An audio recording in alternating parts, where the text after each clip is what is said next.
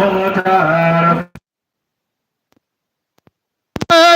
دائن ولا من ثم ستاتي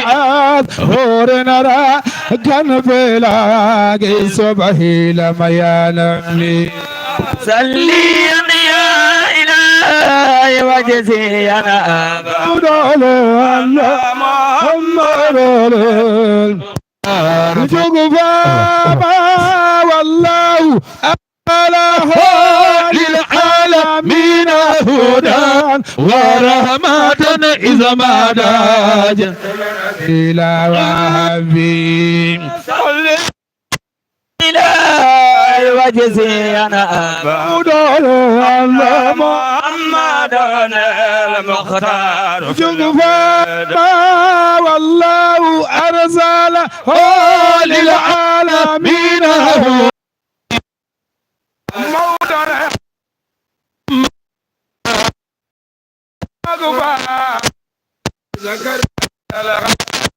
الراجين يا كل باسم بك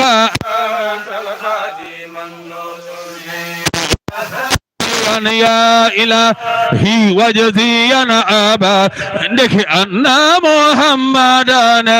مختار في دامي في هذا لمن وكنت حيا لا دل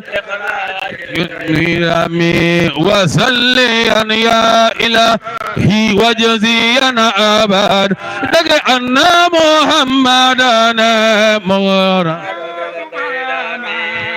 ديجات سكن بالقلق قائلة لم يخزيك الله في دارين غتهم وسليا يا إلهي وجزينا أبد دك أن محمدا مختار في الغير خير الخلق حمد الله الأولى والله ألا بعزي فينا وملنا فقد الله على الأرس ما على أولى ساكن الألا أحق عباد الله بالمجد والأولى نبي له على الجنان مبوء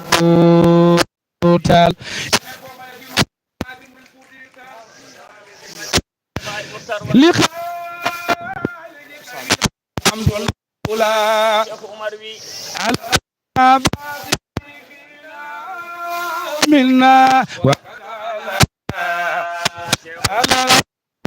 أرسما على ولا ساكن الأعلى أحق عباد الله بالمجد والأولى نبي له على الجنان مبوء صلاة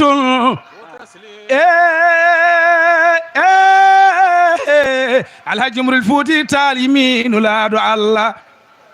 صلاة وتسليم علي أولى العلا مربي ورا الخنزير إذ كان لسالا ألا إنه بدر إذا الأمر أسالا أتم الورى جاها وبار مسالا نبي له على الجنان ومبوهوتال قديرنا بمبالي جويل من سغلا جمر الفوتي يتال شرال سيرنا بولي الوليابي سغل حاجم الفوتي يتال مامون شر بصير مامون شر منتقى دها سغل حاجم الفوتي يتال يمي سيدنا محمد على جمر الفوتي يتال يمي نراد الله صلاة وتسليم صلاة وتسليم علي أولى الألا مربي الورى الخنزير إذ كان الأسالة ألا إنه بدر إذا الأمر أسألا أتم الورى جاها وأبهر مسألا النبي له آل الجنان مبعوث هدى ملك العمار وافتك غسولا وأمر زال بن ودمر غسولا وآل الورى درا وأزلى غسولا حق عباد الله بالمجد والأولى رسول سفيء في قيامة ملجأ جود من سقل حاج مريل فوتي تال شرنا سرنا به ولي الوليا به الحاج مريل فوتي تال كان كوني يا صاحب الوقت يا منصور يا وزراء الحاج مريل فوتي تال يا صاحب الوقت يا منصور يا وزراء يا شيخنا يا ولي الله يا عمر سخلا جبريل فوتي يتال يا طلعة اليمن ويا سعد الأنام ويا نور الزمان وسيف الله يا قمر سخلا جبريل فوتي يتال أنت الملاذ وأنت المستغاث وأنت المستعان وأنت جيس والزمر قدرنا بمبادي تشوني من سخلا جبريل فوتي ما منشر بصير ما منشر منتقى ما منشر هادي شيخ الحاج مريل فوتي تال موي بروم دغمبره موي بروم حلوار موي بروم سكورو موي بروم نيورو موي بروم كنيكاري مبادي جور من شيخ الحاج مريل فوتي تال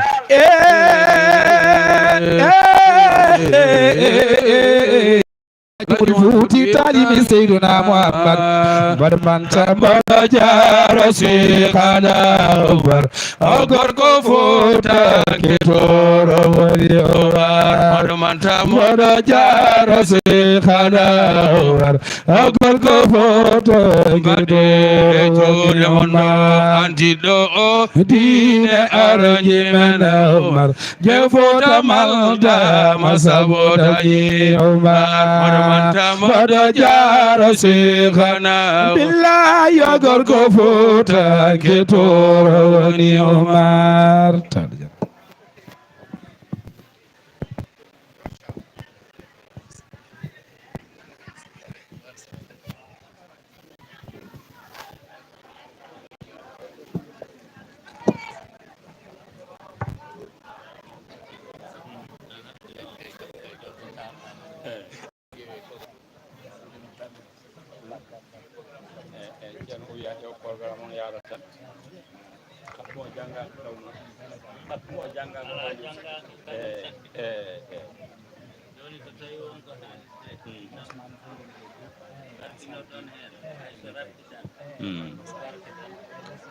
kala garɗo ene jogii konngol ne waawi haalde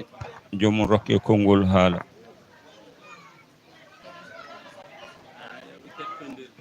bandiraɓe mbiɗen yen kettodir ndeejen golle ɗe koko kuccana gillane ha joni ko hen wona serɓe ɓe noon goni ko yewtude enen foof kettodiran inchallah bandiraɓe ceerno Moussa wi en assalamu aleykum wa rahmatullahi taala wa barakatuhu wa aleykum salam wa rahmatullahi wa barakatuh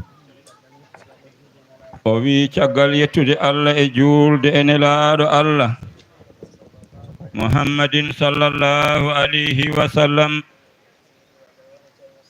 o wi eɗen mbiya weliyo Allah yo won e ceerno men Cheikh Tidiane radiyallahu taala anhu wona e ceeren ɓe men e jinnaɓe meɗen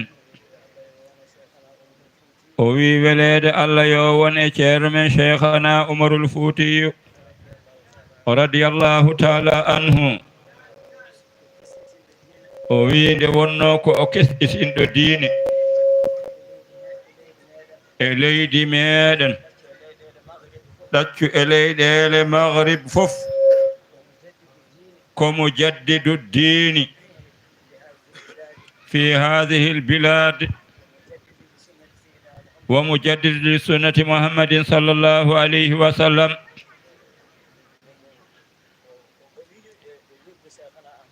وي كدي كو غويو لاول شيخنا أحمد التجاني رضي الله تعالى عنه كونون وني نباودن ويد فد من e makko kono wana fodde Cheikh Oumar nde kaaleten ko fodde men e makko kanko Cheikhna Oumar e kaawisaji Allah ɗi Allah waɗi e makko rowi kadi eɗen jetta Allah eɗen jettana Allah kadi ɗiɗo leydi men ɓundu ha e nokku men Gudiri o wi kadi e lade konngol Alhaji Mouhamadou Keita o wi Allah addude ziyara Cheikhna Oumar ha e jungo makko kadi eɗen jettanamo Allah kadi kanko e hoore makko kanko Hammadi o wi omo yettira ɗum Allah bisimilla hoɓɓe men arɓe ɓe hoɓɓe Cheikh Oumarul Foutiyou Tall o wi kadi ko hoɓɓe Cheikh Mouhamadoul Bachirou Tall ɗum woni ceerno jooɗiɗo ɗo Cheikh Ba e ardiɓe muɗum kanko e Sharif Ɗayyibou e Ahmad mo wondi o wi Sharif ko Hamad Keita ene wiya bisimilla moɗon ko hetɗitinde konngol gonanongol e mum ko nannude ngol konngol e noppi julɓe ɓe kadi keɗo kono bisimilla koko bismano ene gasi kono ngol konngol kankone omo jogani ɗum dental ngal omo weltinira ɗum dental ngal fof omo teddinira dental ngal bismade hoɓɓe Cheikhna Oumarul Foutiyou immiɓe e hadara Cheikh Bachirou Tall ha yettiɗo e nokku men Gudiri ha ari ɗo e galle Hammadi Keita o wi omo yettira ɗum Allah kadi omo yettana en henne kadi Allah enen ɓundunkoɓe fof en ndendidi e makko wiide alhamdulillahi rabbil alamina sabu koko ponnoɗen wadde o waɗani en ɗum noon wadde enen fof en ndendan e makko e ngol ɗon konngol e bismade hoɓɓe ɓe e bismade dendagal seremɓe leydi ndi e dendagal hoɓɓe tawtoraɓe seremɓe e almuɓe e jiidaɓe enɗam ha e musindago sabu Allah goto fof e fodde no ardini ene bisma hen goto fof kadi ene tina hen place mum ene yi'a hen o wi en jettiri ɗum Allah eɗen mbiya onon hoɓɓe fof bisimilla moɗon enen fof hoɓɓe ɓe ko hoɓɓe men enen fof en mbiɓe bisimilla moɗon onon Mouhamadoul Bousayri wini إذا سخر الإله أناسا لسعيد فإنهم سعداء محمد البوسيري omo mantanno nelaaɗo Muhammadin sallallahu alayhi wa sallam o wi so Allah eltani yimɓe neɗɗo malaaɗo o hucci e yimɓe ɓe kanko on jiyaaɗo Allah ko kamɓe jiyaaɓe ɓe ko kamɓe ngoni malaaɓe o wi kanko kay ko gaynunoɗo maleede nam ɗum noon so tawi Allah eltani yimɓe ko immi e Cheikh Oumar ha hucciti e meɗen yiɗi addande en dokke alliyankooje gimmiɗe e Cheikh Oumar dewɗe e hadara Cheikh Basir ha tawi en ɗo to Gudiri enen ɓundunkoɓe fof ndenduɗen on ko gaynunoɗo malede Cheikh Umarul Fouti e ko immi e makko gila e gurdam makko omo seedaniɓe kamɓe fuu ɓe malkistake ɓen kay ko malaɓe so Allah eltani en ɓen ko enen goni malaɓe nam wadde en mbi alhamdulillahi rabbil alamina ko ɗum ɗo wonno konngol meɗen ko heddi ko bisimilla moon ceerno Cheikh Ba bisimilla moɗon assalamu aleykum wa rahmatullahi onon joguiɗo konngol fof bisimilla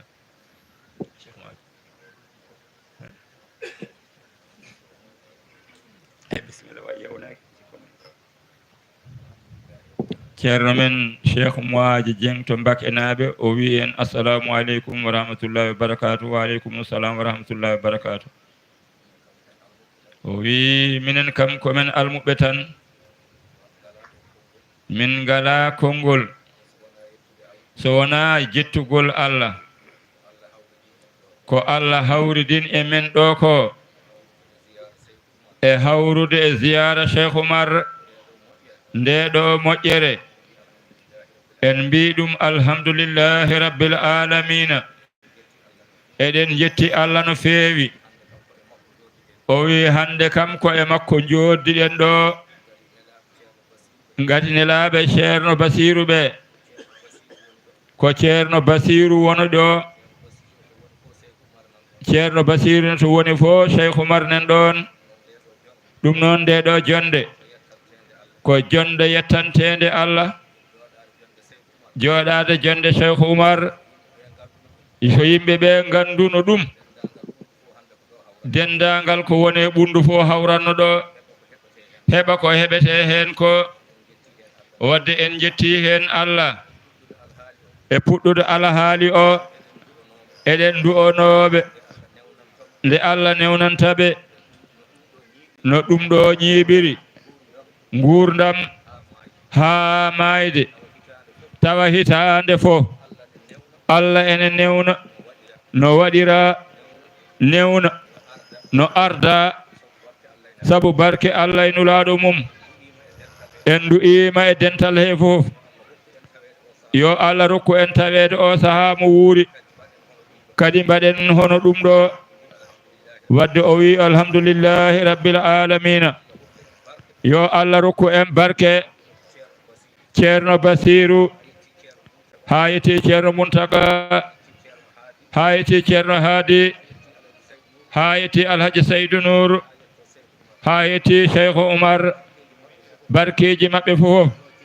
yo jippo e men amin jippo e nder ɓundu fof jippo e leydi Sénégal fof jippo e kala julɗo to wawi wonde aduna he tawa ko barke Allah e nulaɗo mun e barke alqur'anil azim e barke cheikhana Ahmad Tidiane e barke Seydina Oumar e tanum en allahumma salli ala seydina muhammadin wa sallim a jarama ceerno Mouadji yo Allah yoɓe moƴƴere ƴeewe goɗɗo kadi tawi won jiɗɗo jokkude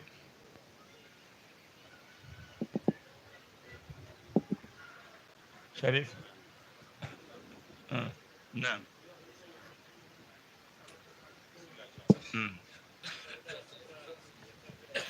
e ceerno Dakar jafuɗon noon jafuda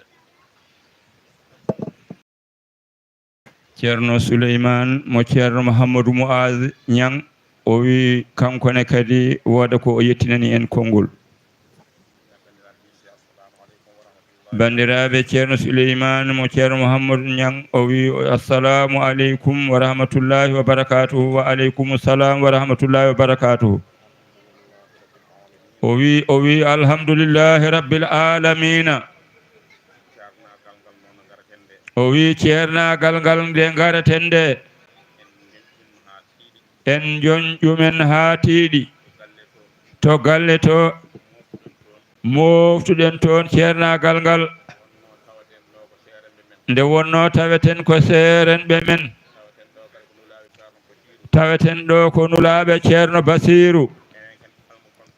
enen ko en almuɓe e zurriya ceerno Basiru alay sago so almudo ari e yeeso seerenɓe mum alay sago o mofta wutte makko ceernagal ha o yalta e seerenɓe makko o anda to bange ceerno Moaji to kadi o wi khalifa o arani ɗo ƴeewi kadi ko kanko halfina konngol to galle to o wadde o ara kanko o lomtoɗo kanko ceerno Souleymane o wi ko joni o ari noon jemme o yi'a haala makko e yiddemo Cheikh Oumar e yiddemo moƴƴuɓe kadi eɗen gondi e makko gondigal pewgal Seydina Aliyu o wi so a manti neɗɗo o namnete so tawi on meeɗi liggodade mo montuɗa o walla on meeɗi waddude ɗannungal juutugal kono sa a meeɗani liggodade e neɗɗo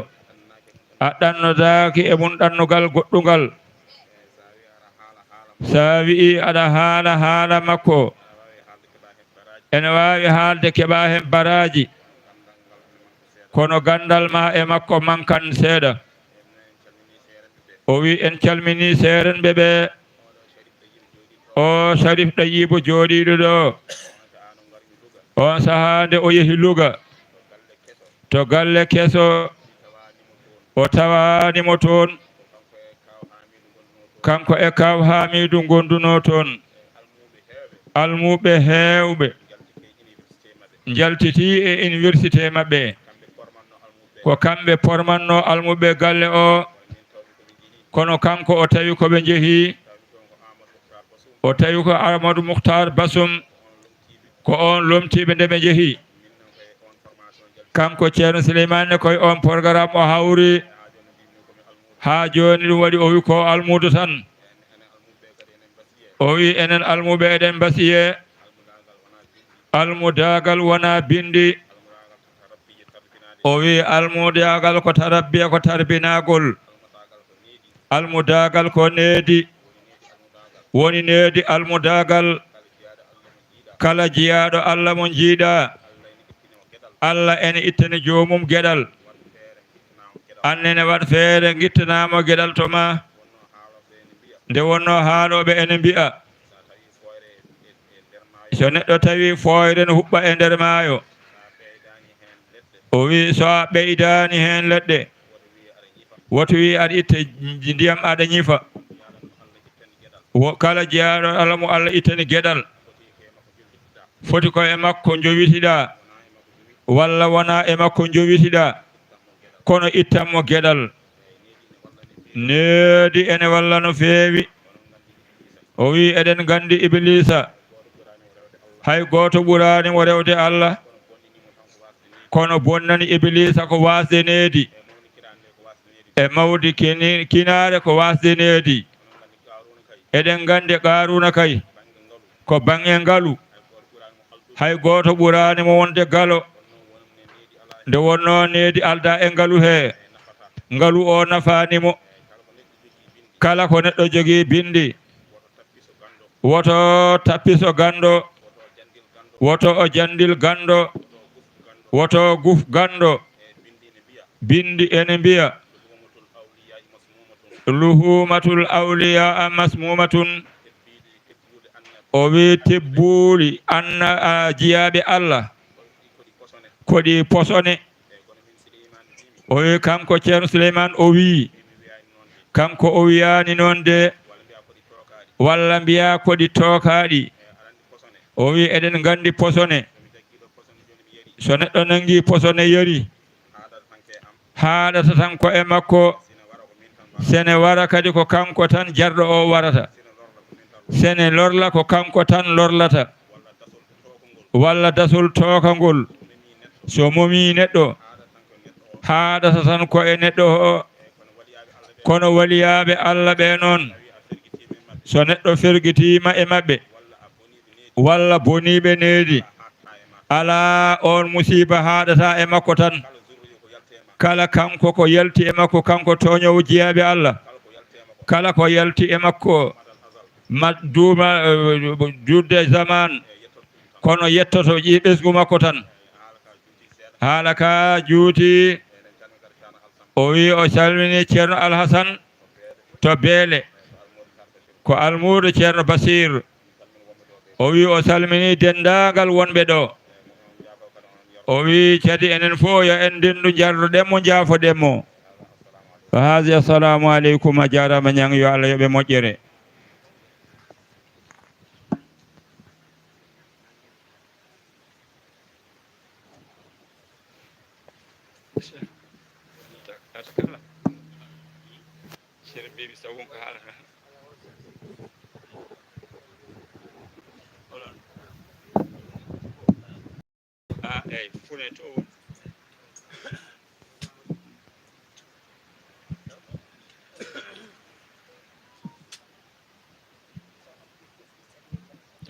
bandiraɓe dental fune to lewa o wi o salmini dental ngal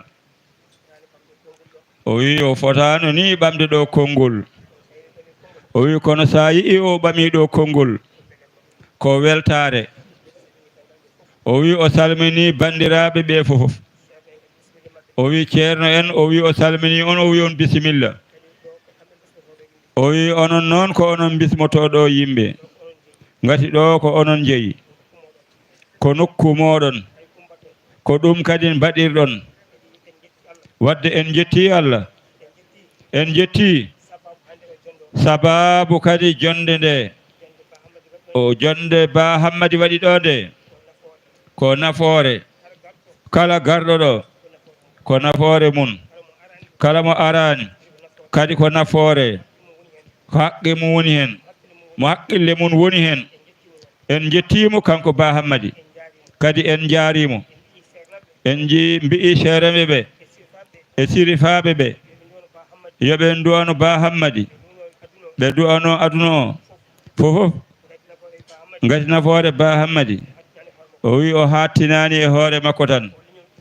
ko leñol aduna fofof kadi ko o neɗɗo julɗo kadi omo yankini ko neɗɗo yimɓe ko neɗɗo moƴƴo ko ɗum noon wadde o yiya haalde no woniri e ɓerde makko ni o wawa haaldude ɗumen ko wi kono kam o yetti Ba Hammadi no feewi o wi sa yii capatoyi wawi yi'ede dow ko Allah e nelaɗo mum ngabbi ko e lekki walla ngabbi ko e lekki o wi en jettimo Allah ceerno Basir nafoore mum e leydi he ɗum ko aduna fof jeeyi kadi hay goto faltaki eɗen ñaagi sirifaɓe ɓe e ceerno garɗo yoɓe duwano leydi ndi deƴere e moƴƴere e ndungu moƴƴo kadi sukaɓe wonɓe ɗo ɓe goto fof ne jogui haaju rewɓe hen worɓe hen minen fofof min pawi haajuji ɗi to Allah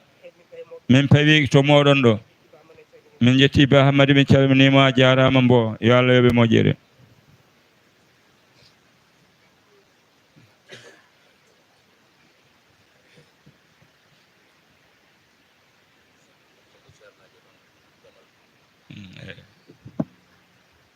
mo yiɗi mataw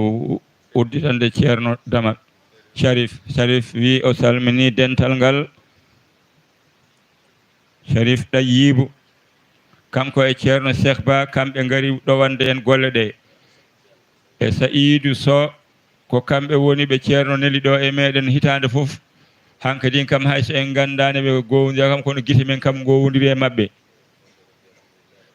o wi kanko Sharif eɗen mbiya alhamdoulillahi rabbil alamina o wi e ahlul bayti wonɓe ɗo mana sirifaɓe wonɓe ɗo e batu he o wi wiya ko e gardin sirifaɓe nam woto en gardoɓe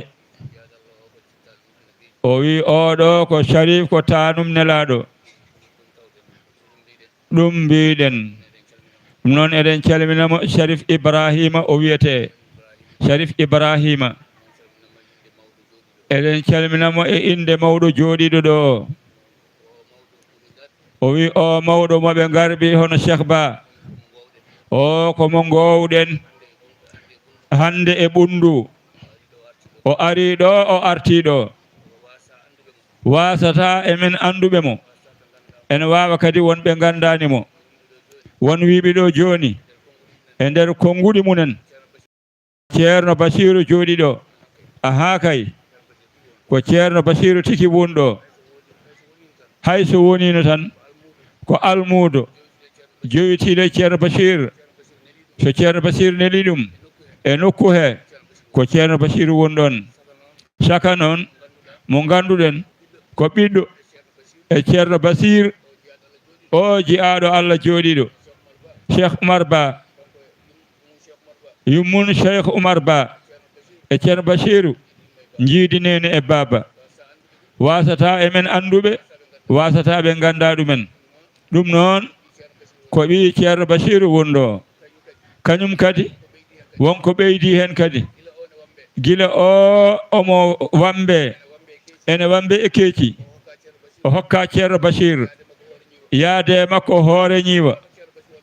kala ko ceerno Bachir wanno hoore ñiiwa ko kamɓe gondi ha hande ñalawmen oɗo hay sindo ko ɗum tan ko kanko kadi wonɗo sabu ko needi ceerno Bachir wonɗo min gari min gardi e makko kanko e ceerno Saïdou Sow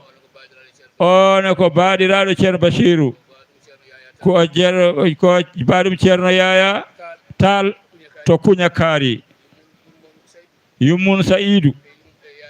e Yahaya Tall jiidineni e baba ɗum noon eɗen gandi ko baaɗi ko nam hakkude ceerno Bachir e ceerno Yahaya ko Allah andi ko woni ɗon ɗum noon yo Allah yoɓɓe jobdi moƴƴere caggal salminde e juurade en enen fof nde mbiyen alhamdulillahi rabbil alamina Allah baɗanɗo en ni yo Allah yoɓ mawɓe men moƴƴere yo Allah yoɓan en ɓe moƴƴere o wi kanko ko emen o jeeya kanko Sharif nde wonno o ari emen gila ene wona duuɓi nogas walla ko fawi duuɓi nogas pawɗi gila ɗiɗo ziyariji fof puɗɗaka alhamdulillahi rabbil alamina yo Allah junnanen ɗum yo Allah junnanen ɗum yinnode andinde yimɓe ɓe tan ceerno Cheikh Ba o moɓe garɗi o ɓe tawi ɗon ari fottude emen ɗo goto kadi e ceerno ɓesgu ceerno Bachiru emo ganduɗen ko emen kadi jeeya ceerno Alhassane Ɓan to Beele Gurel Mahamadou Bara on o muyni koye ceerno Bachiru gueɗe makko ɗe fof caggal Allah fof ko ceerno Bachiru o wi omo nela noon o wi enen mbiyata Samba Tambadou kamɓe ɓe mbiya Oumar Tambadou o arino ɗo e subaka he joni enen fof eɗen gandi loore makko eɗen gandi ɗo o tolni no waɗi fof o waɗi feere kam haw ari ɗo o salmodiri e maɓɓe o salmodiri e maɓɓe o salmodiri e maɓɓe ko o wi omo jooɗo ha pawen e du'ade kono enen fof eɗen gandi omo jogui gantu ceernajo o noon yaafimo ceerno Hammadine kadi yaafimo wiya yoya kanko o foftoyo soɓe gari alay saago kamɓe ɓe jettinana en salminadu Samba Tambadou gadi kala ɗo ɓesgu ceerno Bachiru yaay ɗo e Gudiri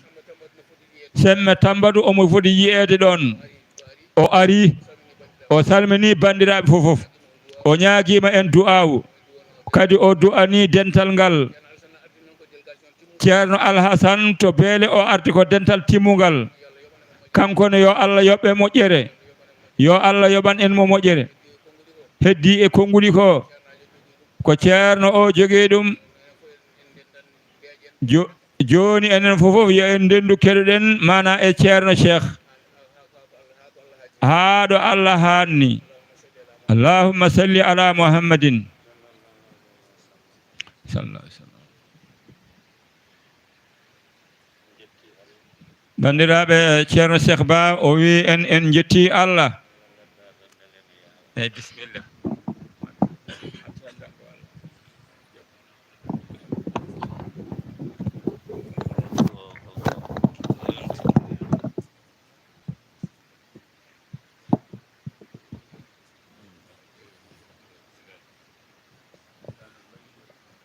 loggitanmo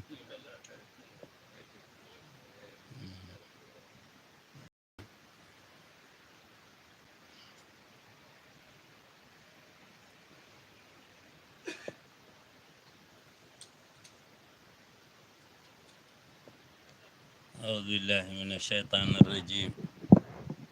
بسم الله الرحمن الرحيم en jetti Allah tedduɗo towɗo mo ngannduɗaa kadi ko moƴƴo karansire biiɗo ñaagoɗe kam mi hokka on kono ko jamirmi on ko mbaɗane kam ɗum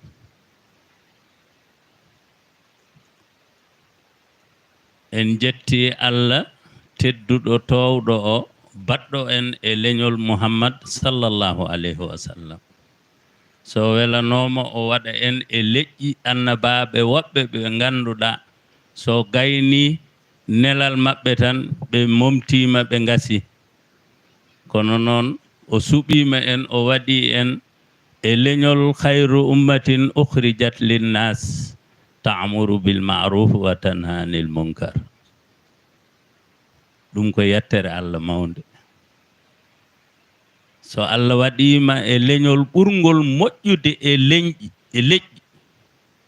o waɗima e leñol Muhammad mo ngannduɗaa ko nelaɗo e aduna he pop haye poñƴi he ko nelaɗo e mum yettu Allah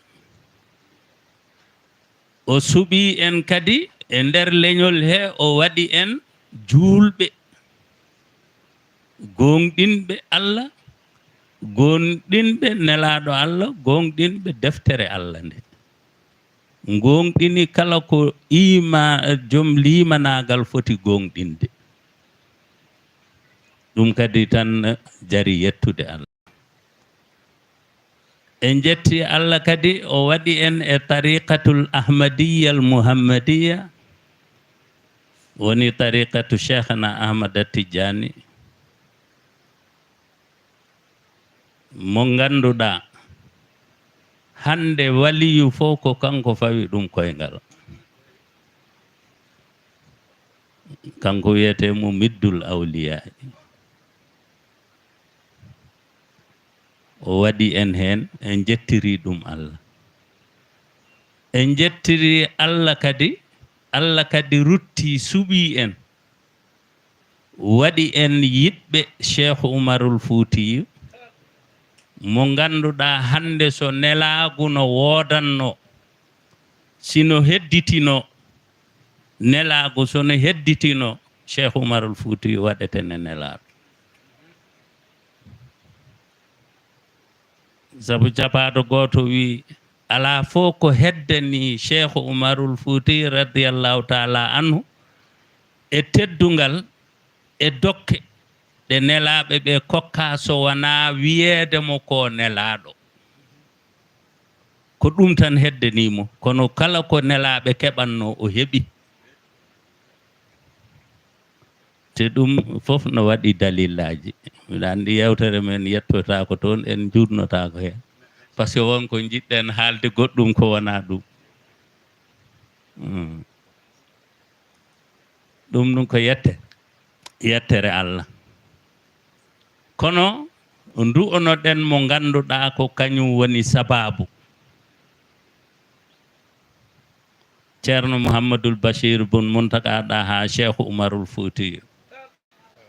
ayyadahu llahu wa nasarahu wa atala min umrihi wa nafa'ana llahu bi barakatihi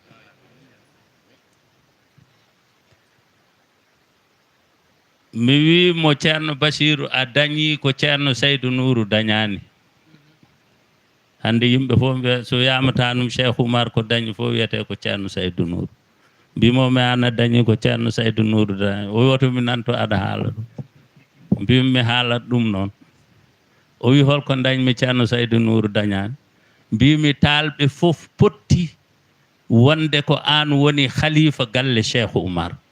ceerno Saydou Nour dañani ɗum ɗon ceerno Saydou Nour nde woni khalifa nde won talɓe arɓe mbina pellamo pour ko wawmo ɓe mbiya kanko woni mawɗo hande talɓe mbimi an a dañani ɗum nde gonɗa khalifa nde hay goto yaddani ɓe gimmo Mali ɓe gimmo Soudan ɓe gimmo Sénégal gimmo nokku fo e aduna he ngara te kañum keccuma mbima wonde ceerno minen fof min jaɓi wonde ko an mo woni hande lomtiɗo Cheikh Oumar ko minen keccumade kono min jaɓanima ɗum hebde ɗum no weeɓi oɗon noon keɓɗo ɗum so yiɗani hoore mum neɗɗo hokki neɗɗo oɗon geɗal woni oɗo Mouhammady Keita jooɗiɗo ɗo e hedde mum beele enenne en jaggata ngal ɗon geɗal beele gilli gonɗi hakkude maɓɓe ɗi eɗen keƴa hen o yaɓɓi koyɗe makko ari ha ɗo e galle he o waali ɗo hanki jamma Allah ko seede ɓeɗo ko seedeji no jooɗi o jooɗi ko ha 1 heure de matin o noddi kanko ceerno o wi to Hammady woni mbimo moni o wi o moni e hedde ma mbimi eyyi o wi tottanmo e téléphone tottumomi Hammady ɓe kaldi wonko nanmi hen wonko mi nanani hen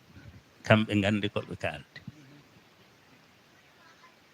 ɗum ko gilli so jiyaɗo Allah yiɗima a malama ceernajo haalanno ɗum joni walla ko ceerno Moussa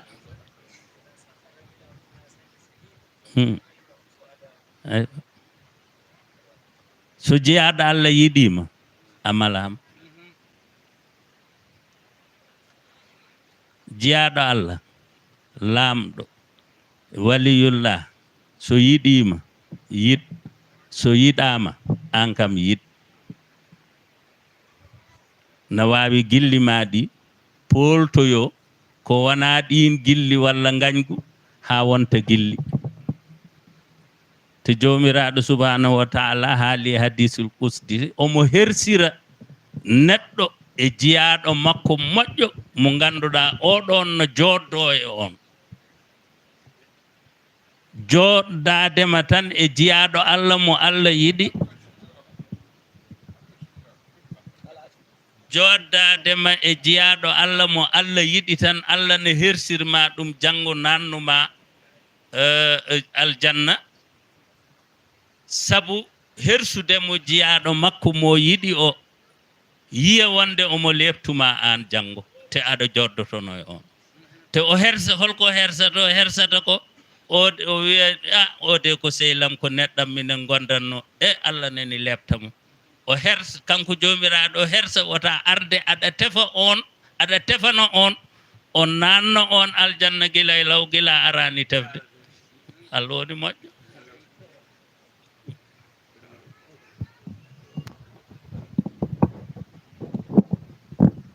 joddoɗe e jiyaɓe Allah gonde e jiyaɓe Allah jiɗe kadi jiyaɓe Allah oɗo ceernajo haali ɗum joni kamɓe jiyaɓe Allah ɓe tebbuli maɓɓe ko posone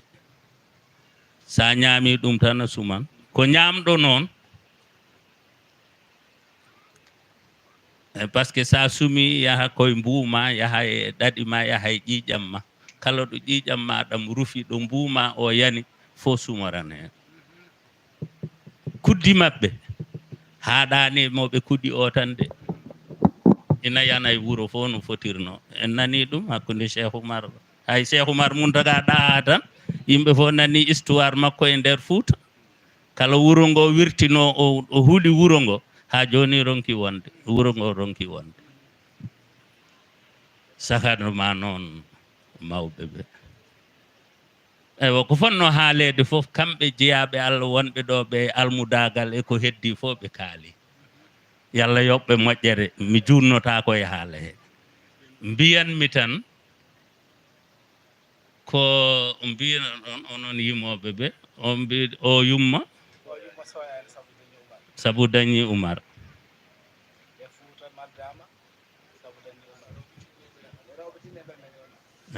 rewɓe tinne beele dañon Oumar o yumma soyani sabu dañi Oumar rewɓe tinne beele dañon Oumar ko rewɓe ɓe kaldan mi haaldani e worɓe on nani ka ɗon haala on nani ka ɗon haala onon rewɓe te oɗon gandi kanko Adama Ayse holko dañiri ko dañi ko o dañiri ɗum ko ɗoftade joom galle makko e ɗiggude o wonti leydi on na yaɓɓa e dow makko on na waɗa ko wela e dow makko o wullitaki o woyani o ƴenƴaki te omo wela eyyi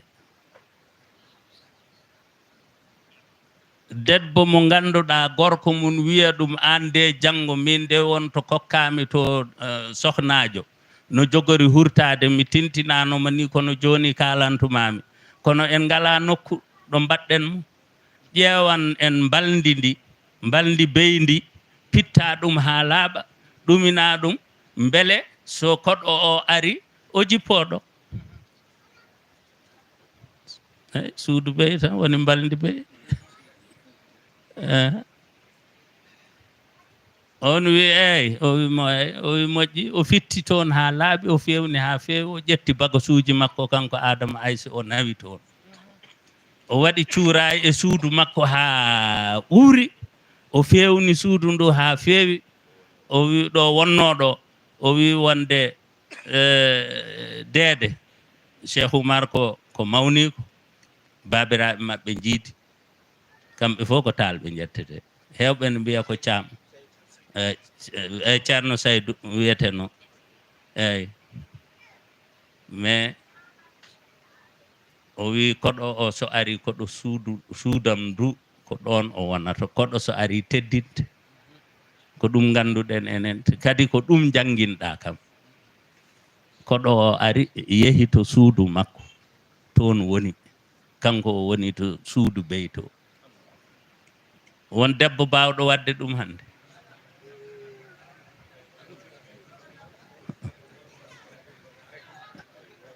worɓe waaɓe no amɓe ni so kokkama debbo walla kalana mbiyama ɗum ɗo hade so ngari hade mum haalde ni ko probléme cuusa haalde ma nela woɓɓe par ce que ɓe gandi réaction rewɓe ɓe no mbayata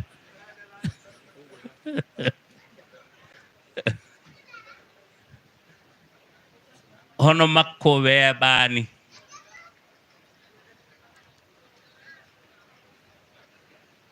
o yalti suudu makko omo yonta to suudu nawliko to kanko Ceerno Saïdou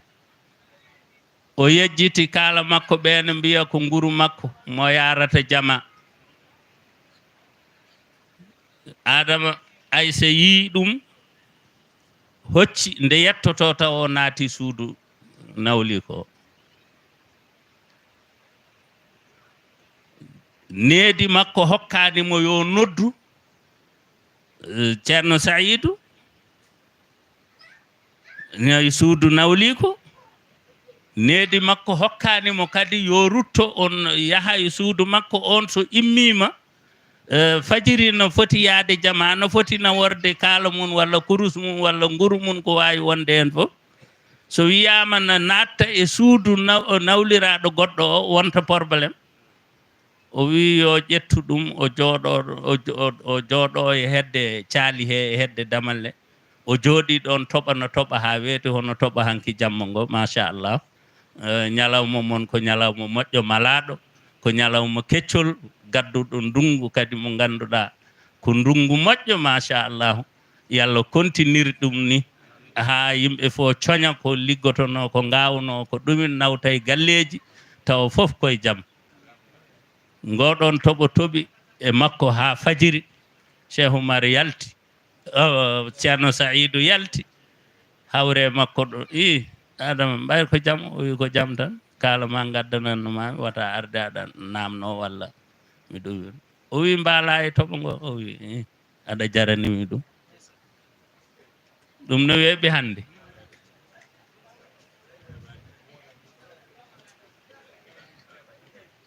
mawnum Cheikh Oumar mo Cheikh Oumar rewi o omo wambuno ɗum omo yaada e ceerno Saïdou gese futuro hawriɓe e laawol eɓe garta futuro yoni ɓe jooɗi ɓe dari eɓe juula ko niɓɓere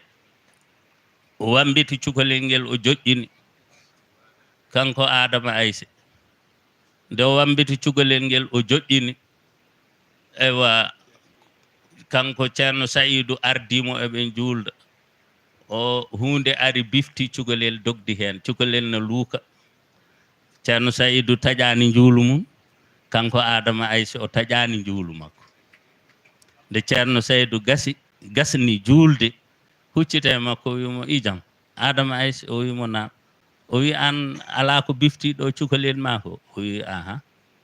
o wi ko hanma taƴde juuluma nde jagga walla ndewa hen o wi min miɗa rewa Allah miɗa rewma an ko Allah goto ndewata ɓinguel ma yeehi a taƴani juuluma min dewowo hewɓe holno taƴiran mi juula o wi Allah lomtinani ko ɓuri ɗum addi Cheikh Oumar mo jiiɗo wadde o yuɓmo soyani ɗum noon ono rewɓe tinnoɗe e worɓe mon son jiiɗi barke son jiiɗi ɓiɓɓe mon barkina tinnoɗe e worɓe mon cuureɓe teddineɓe jaɓaneɓe son jaɓani worɓe mon tan fala budda ɓiɓɓe mon barkina kono noon so gorko haali ɓura ɗum dande walla daroɗa aɗa foɓɓa aɗa wiya ɗum ni naggam ete naggam aɗa heewi haala dépense ma timmani ewa ɗum ɗo aɗa fonno hokkudemi comci julde walla morol a waɗani a aybini jomum anda ɗo tolni tinnoɗe sabu liggonto toon ko ɓesguji mon arabeɓe mbi ba'da shahrul asal sahrul bashal a yi dewgal weli hen tan ko ƴamal ngal koɓe mbiyata labatu ko ɗum tan weli hen nde jahata aɗa ƴamoya aɗa ɗumina ha kokkeɗa hankkadin aɗa hurtina hankkadin ɗum ɗo noos gonɗo ɗono ko ɗum tan weele dewgal caggal ɗum fof ko bojji tampere e bojji aɗa andi nde weloyta tawa aɗa ɗofti joom galle ma aɗa nanani ɗum so wima haɗɗo kaɗa ɗo jooɗoɗa woto ya sa woto ya a yahani so wima ya jaaha lesɗikina dande ma daɓɓiɗina koyngal ma cuuramo ko hokkuma fof jondinoɗa hen sa waɗi ɗum hay so du'anakimo kanko Allah yoɓatama moƴƴere nde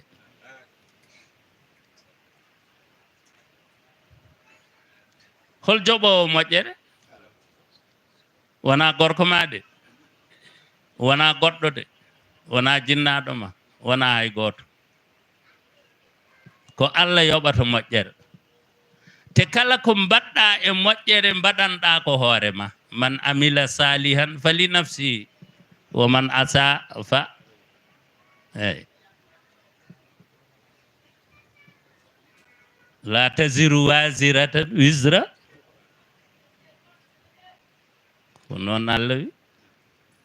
ɗum noon sen gandi ɗum gandinen ɗum ɓesguji men gandinen ɗum rewɓe men gandinen ɗum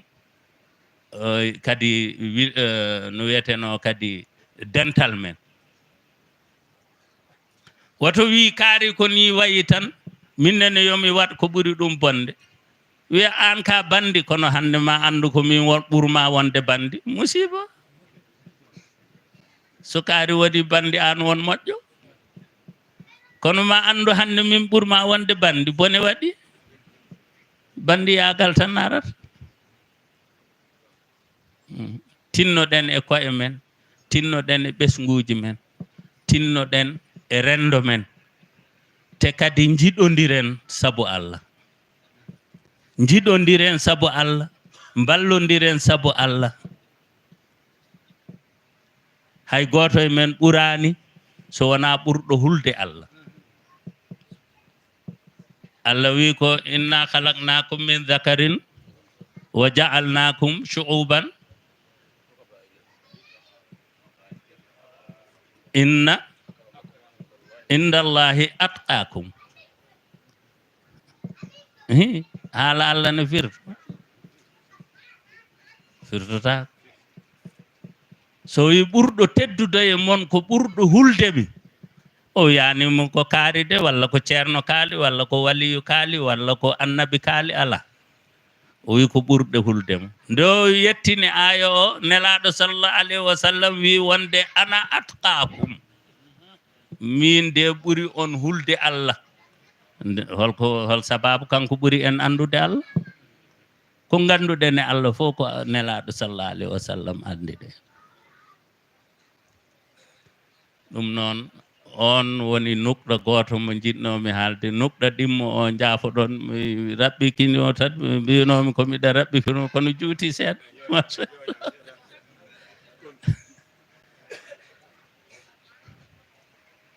en jetti Allah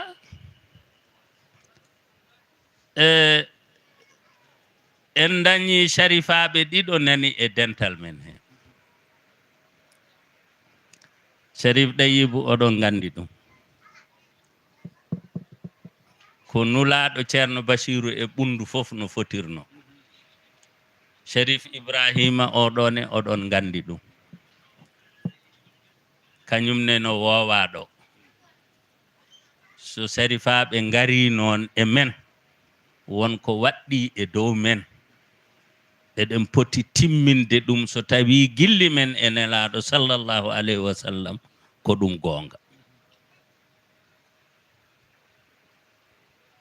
mo ñemtinten o de wiyete ko Cheikh Umarul Fuutiyu kono kanko o wi ko bi zawrati khayril khalqi niltu mu'ammali bihi niltuha fil umri la bi ta'ahuli li nusrati ma qad sanna damata naquli sa ufni bihi ruhi umri wa jahi li anna li hayatan bila ramsin wa mautan hayatan bila ruhin wa mautan bila ramsin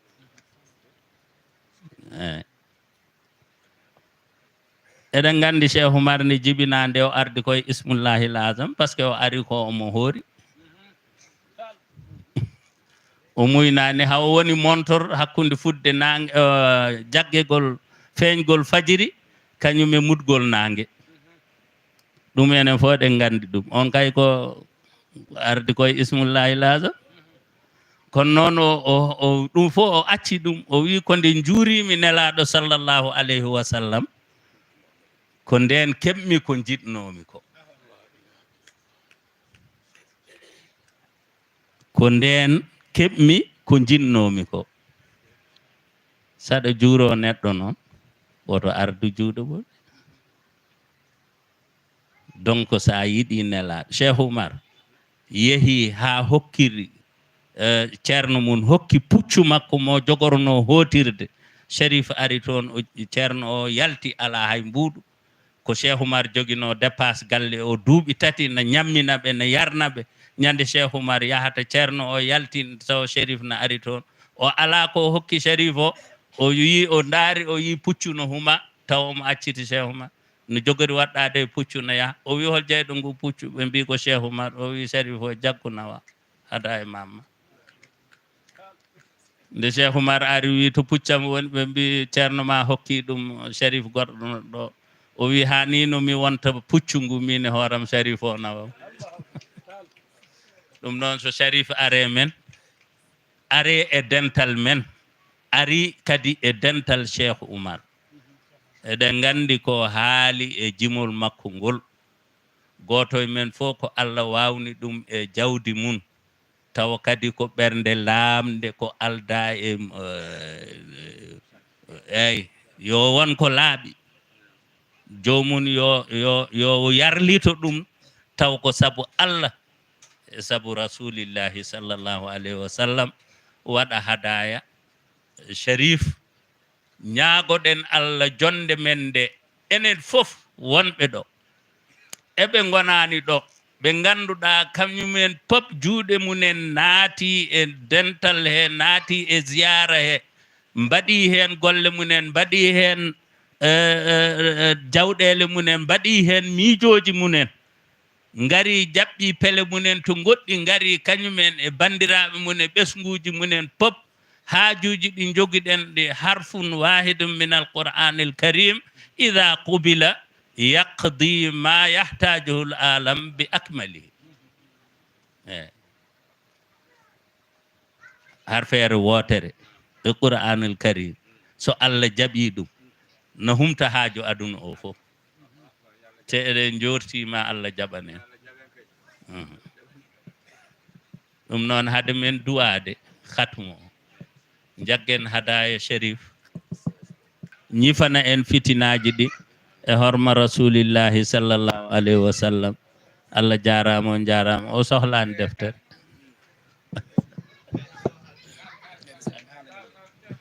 eyyi alhamdulillahi rabbil alamin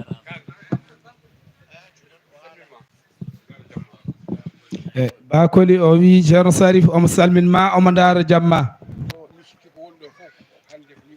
o wi omo sikki ko woni ɗo e dental ngal fof hande ko kanko ɓuuri weltade o wi o ba Hammadi Keita mo mbiyeten o wi ba Hammadi wiyatamo ko kaw walla baba o wi galle makko o wi ceerno Sarif a andama kono kanko ma anduma o wi on tawdiri galle ceerno Yahya Tall to Kuñakari o wi Madana Ndiaye ɗo ko galle mum galle o ko galle Madana Ndiaye o wi Madana yeehi ha natti wiye Madana wiyete ko Madana Seydou Nour Cheikh Oumar o wi eɓe jaaha subaka foof salmindemo haade makko yaade nokku maw ya ha galle ceerno Seydou Nour on du'onomo nde puɗɗo yawtude o wi no wi ceerno Seydou Nour o tokki ceerno Seydou Nour du'inimo ha gasi ceerno Seydou Nour wimo foof ma gasi guila hanki an ceerno Madana o wi ɓe jeehi ɓe gaddoyi carton pomme e banana ɓe joƴƴini ɗum hankadi Madana taw suusi ceerno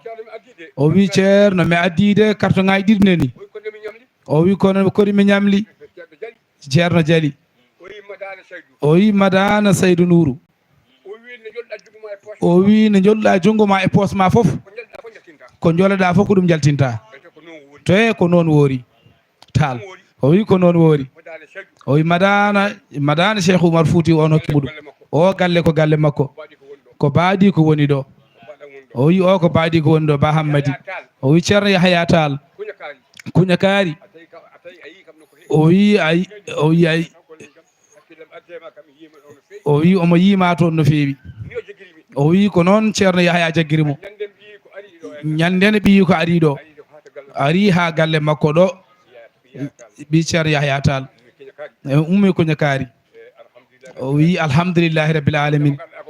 o wi garɗa ko galle Madani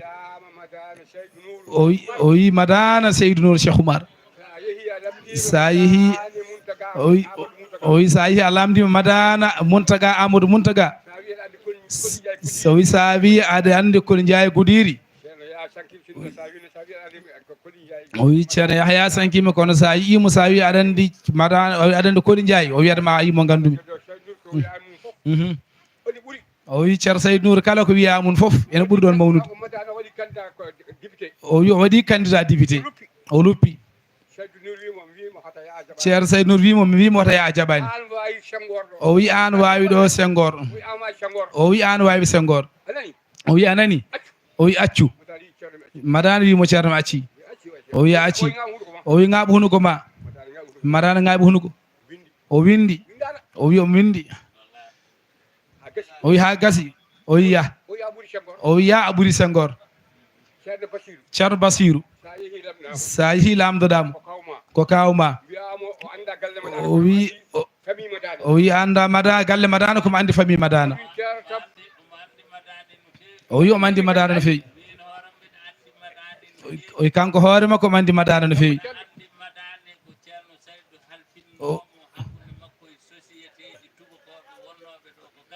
o wi omo andi madana ko ceerno Saydou Nour halfinoma société tubakoɓe gonnoɗe ɗo foof ko kanko joguino ɗum fof ko kanko gérano ɗum kanko ba madana o wi hewɓe gandano ɗum kono ko kanko yahanno hen kanko baba madana galle makko ɓe jahanno toon ɓe jewtodo e makko ceerno Basirou yeehi galle makko laabi laabi kankone kadi o ari Louga laabi laabi o wi o yeehi ha o fayida e ceerno Saydou Nour kanko ba madana Ndiaye o wi jiiɗomo fof ɗo rawdo ɗo ko taali yettatamo est ce que o wi ɓe gandima ɗum ko gueɗal o wi galle makko neni ɗo o wi machallah yettude Allah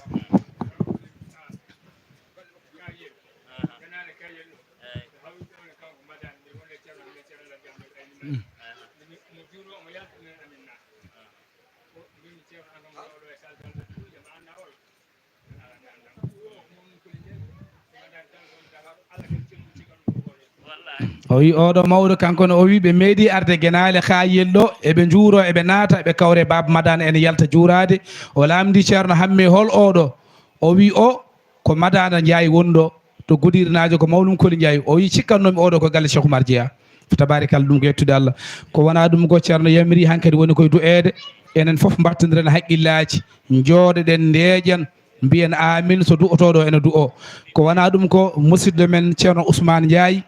eɗen gandi ko goto e almuɓe wuuro ngo e almuɓe diwan o omo jogui kankone ñalawma mo waɗanta annabi sallllahu alayhi wa sallam enen mbiyata ɗum mawludu so Allah haaji inchallahu taala aljuma janggo o so arti nden woni gammu o les 10 et les 11 les 12 et les 11 les 11 et les 12 inchallah ko ɗum hawrata e lewru tubab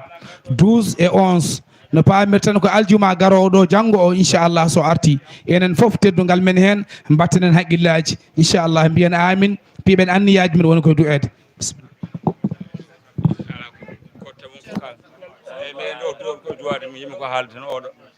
oɗo Sharif Ibrahima baɗaɗo présenté o oɗo ko goto e ɓiɓɓe halifaɓe meɗen Cheikh Modou Fall kanko yimi deftere wiyetede taswiyatu suluk oɗo noon ko taani ko eyyi joni noon ɓe koɗi ko Guinée kono ɓe enda mabɓe woni ko Mauritanie makko waɗi deftere wiyetede taswiyatu suluk omo fuɗɗorinde e ilam bi anna zicra hadha al wirdi nahjun ila al wusuli aynan yahdi balil madaru indahum alayhi fi tasfiyatu nasfi bila tawaqqufi kanko yimi nden deftere alhaji Mouhammad Saïdou ceerno Boyna ceerno Amadou Boynaji yamiri alhaji Mouhammad Saïdou yo sarhinde kanko sarhininde tani ko wonɗo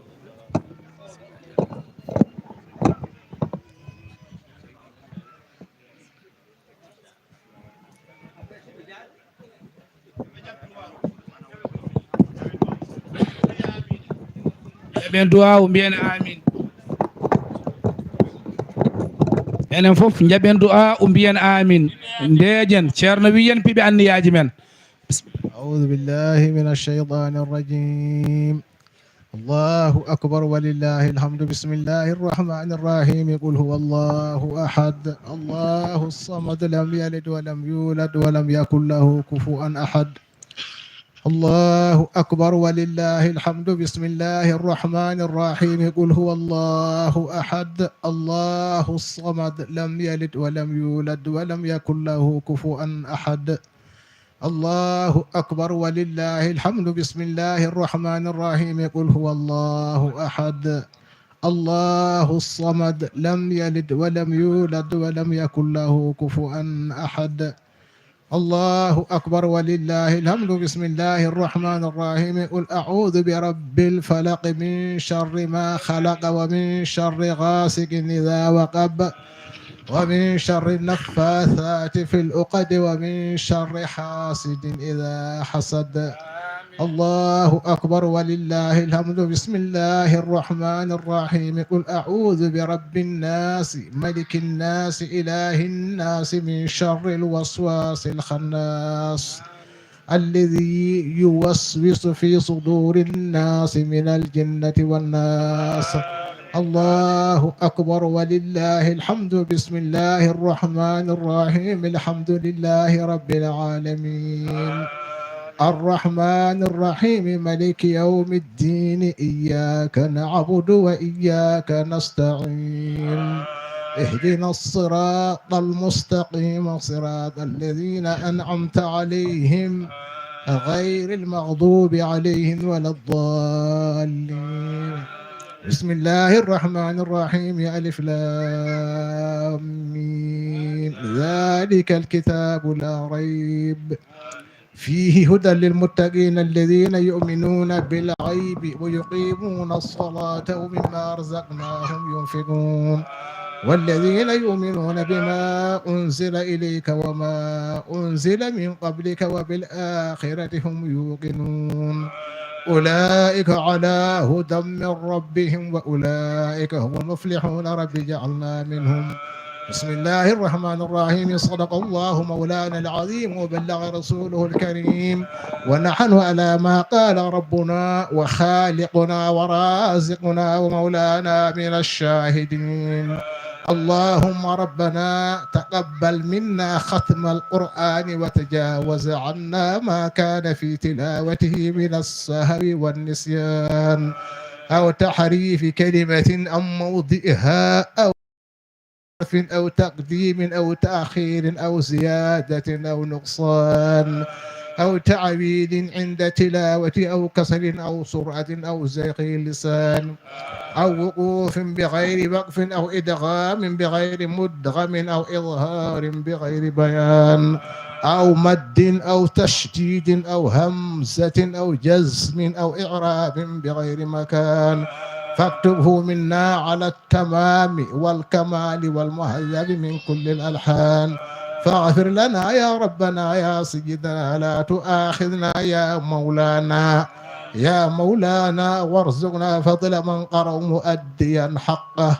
مع الأعضاء والقلب واللسان وهب لنا به الخير والسعادة والبشارة والأمان ولا تختم لنا بالشر والشقاوة والضلالة والطغيان ونبهنا قبل المنايا عن نوم الغفلة والكسلان أمنا من عذاب القبر ومن سؤال منكر ونكير ومن أكل الديدان وبيض وجوهنا يوم البعث وعاتق رقابنا من النيران ويمن كتابنا ويسر حسابنا وثقل ميزاننا بالحسنات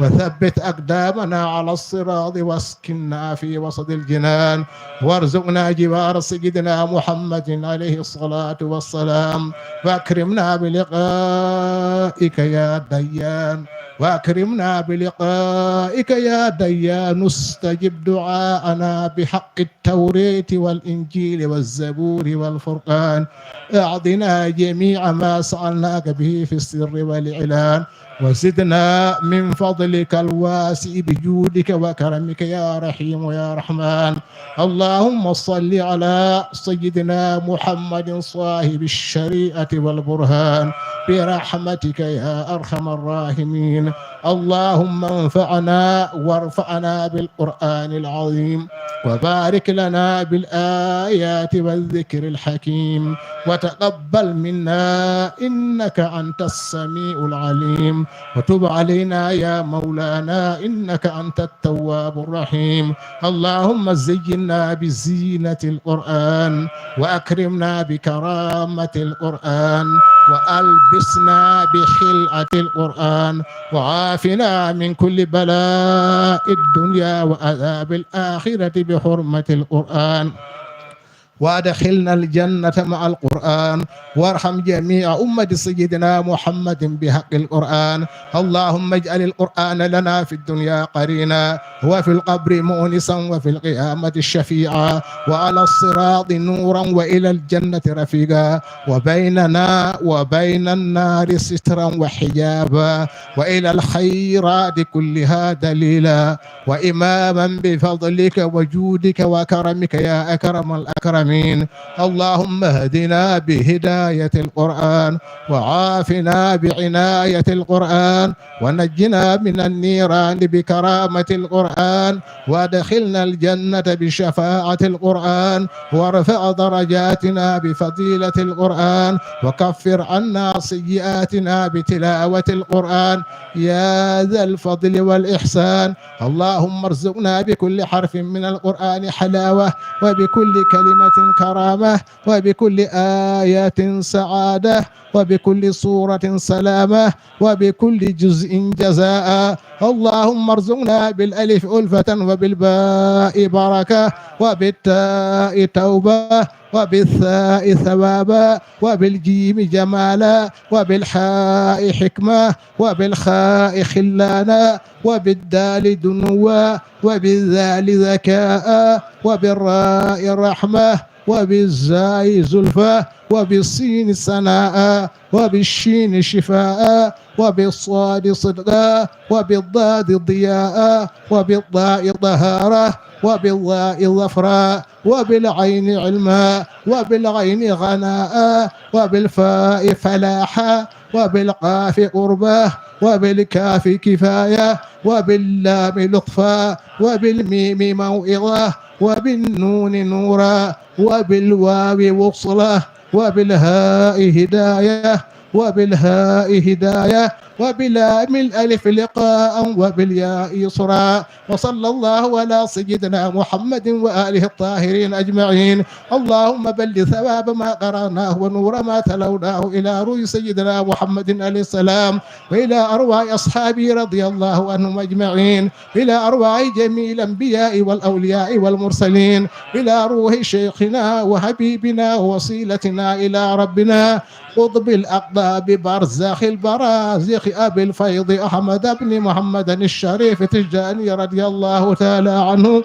وإلى أرواح جميع الخلفاء والمقدمين والتلاميذ والأصحاب، إلى أرواحنا وأرواح آبائنا وأمهاتنا وإخواننا وأصدقائنا وأساتذتنا ومشايخنا خاصة، إلى أرواح جميع المؤمنين والمؤمنات والمسلمين والمسلمات الأحياء منهم والأموات أجمعين عامة، إلى جميع أصحاب الخيرات من المؤمنين والمؤمنات. اللهم انصرنا وانصر من نصر الدين، اللهم انصرنا وانصر من نصر الدين، واخذل من خذل المسلمين. آمين يا رب العالمين برحمتك يا أرحم الراحمين. اللهم إنا أعتقنا لكل هول لا إله إلا الله، ولكل هم وغم ما شاء الله،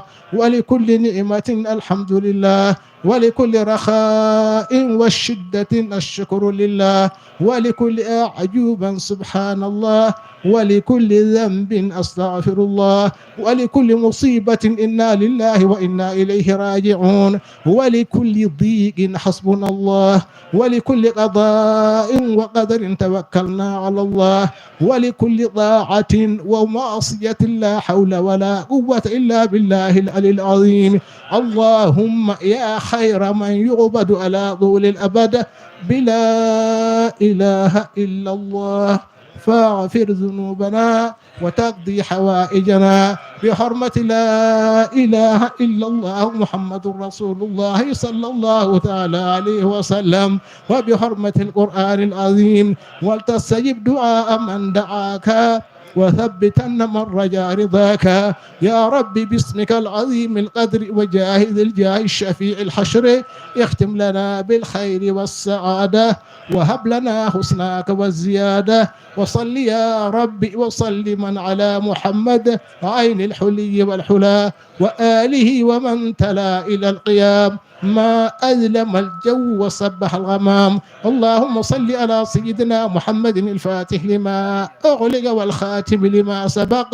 ناصر الحق بالحق والهادي إلى صراطك المستقيم وعلى آله حق قدره ومقداره العظيم. سبحان ربك رب العزة عما يصفون وسلام على المرسلين والحمد لله رب العالمين.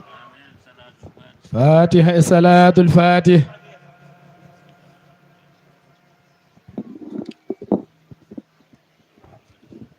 آمين يا رب. ceerno wi Allah jaɓan en o wi yen juul waftu yoni hankadi juulen waftu yoni